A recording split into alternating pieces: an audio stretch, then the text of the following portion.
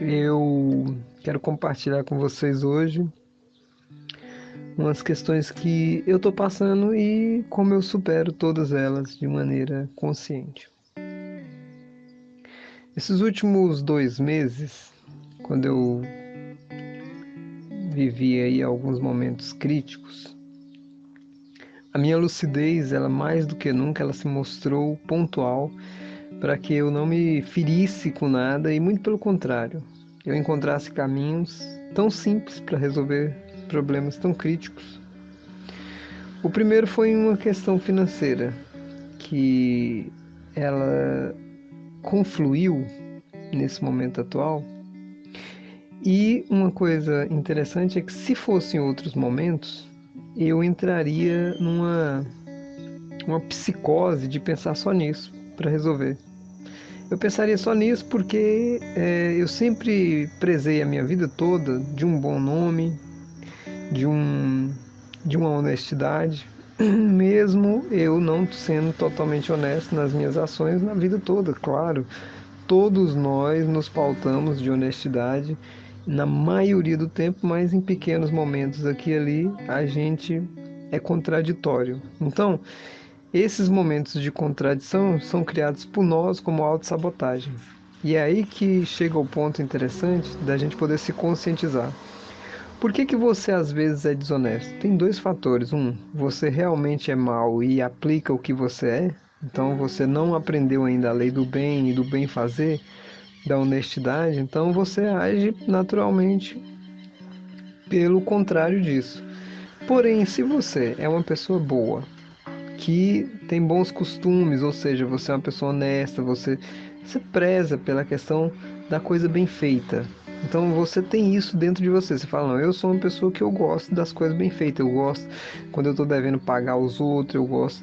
Então, você está no caminho correto, alinhado, você vê que nem há sofrimento quando as pessoas elas alinhadamente são assim, mas em alguns momentos você é pego a agir contrariamente a isso. Por quê?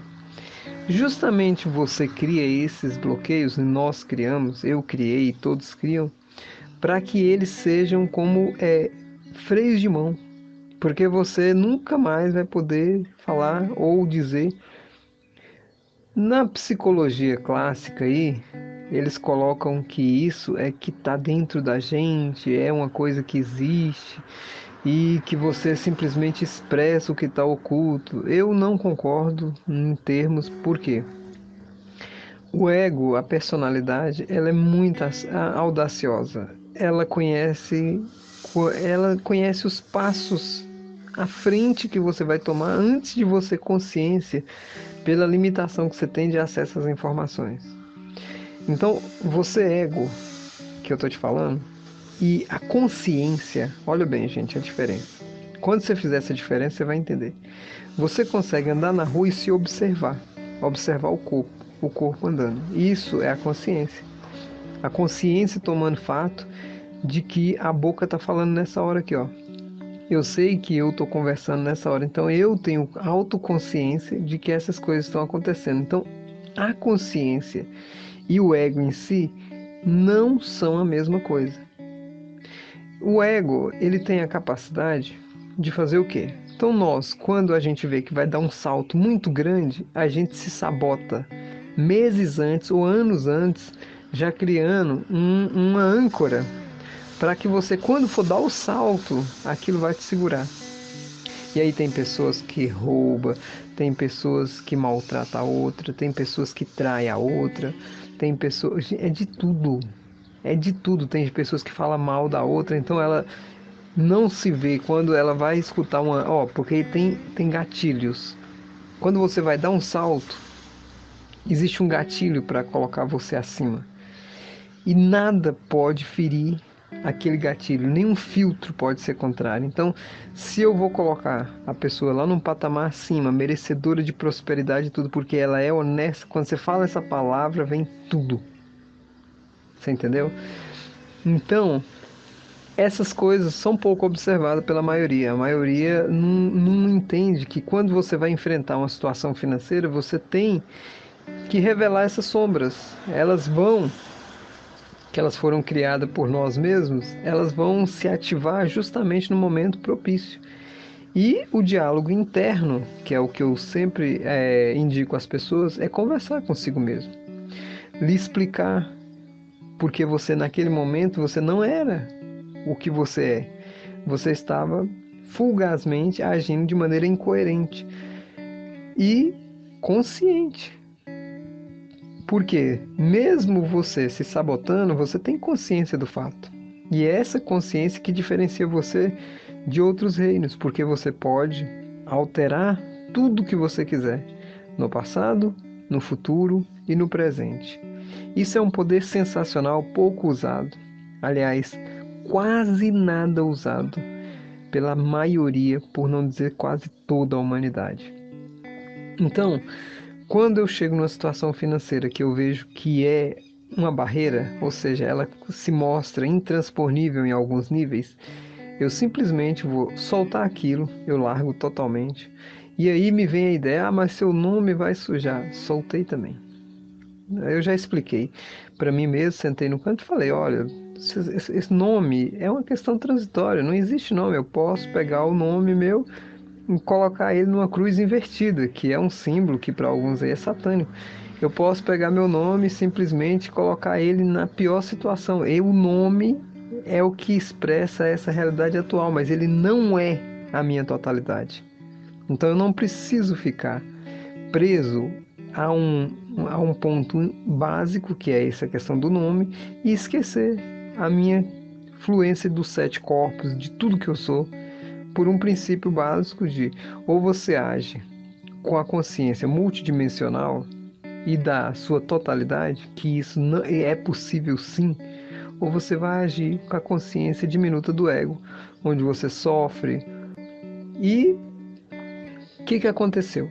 Soltei, né? Soltei a questão da dívida, soltei a questão do apego que o nome poderia sujar, soltei tudo e a solução chegou. Chegou num sentido de ordenamento. Parece que as coisas foram se encaixando, valores foram se elaborando, as coisas foram se construindo. E aí, de vez em quando vinha, você tem que preocupar com isso, solta. Olha, aquilo vai lhe trazer transtorno, solta. Olha, isso aí é um problemão, solta. A mente fica trabalhando para resolver, só que no fato dela querer resolver, ela começa a criar confusão, porque você não tem, a mente espera de você uma resposta consciente, ela espera, quando você solta, você contraria essa lei do ego aqui, porque o ego ele precisa, ele é imediatista, ele quer resolver a coisa agora, se você tem que resolver agora, quando você não resolve agora, ele faz o quê? Ele fica te bombardeando para te fazer sofrer, para você reagir.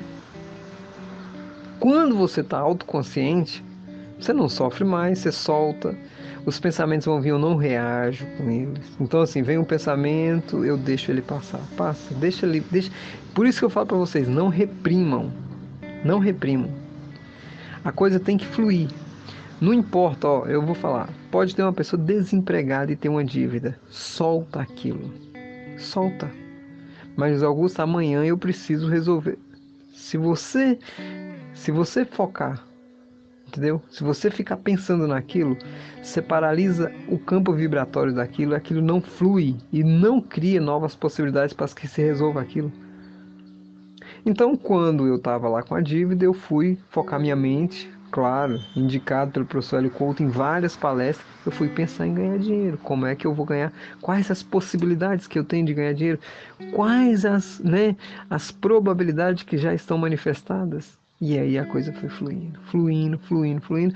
Creio que eu vou resolver essa próxima semana essa questão, que para mim é para encerrar o ano com chave de ouro. Não há nada insolucionável. Eu falo isso antes de conhecer mecânica quântica e tudo. Eu sei que tudo tem um começo aqui nessa Terra e tem um fim. Isso é básico.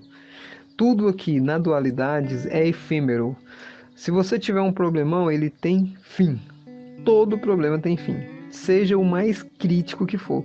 E por fim de tudo, nós temos a morte, que não acaba com nada, mas tira um grande peso chamado da densidade atômica e leva a pessoa para um lado mais sutil para ver se ela ela desengasga no caminho, sai desse atoleiro, muitas vezes, que ela se colocou.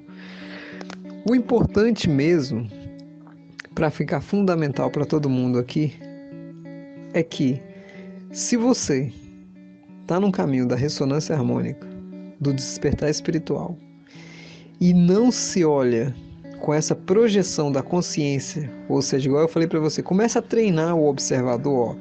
Você está andando na rua, você começa a olhar seu corpo.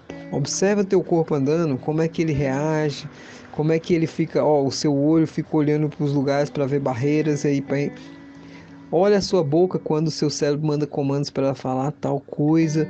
Muitas vezes ela não consegue transferir as palavras,